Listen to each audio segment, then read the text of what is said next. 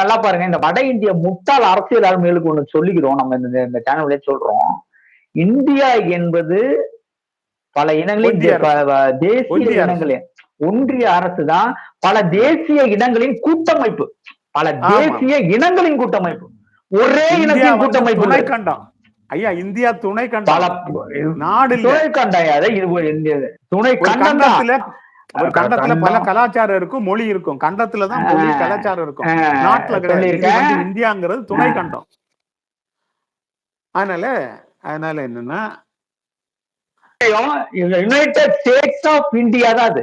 முதல்ல அதை புரிஞ்சுக்கணும். இது ஒன்றியம் தான்.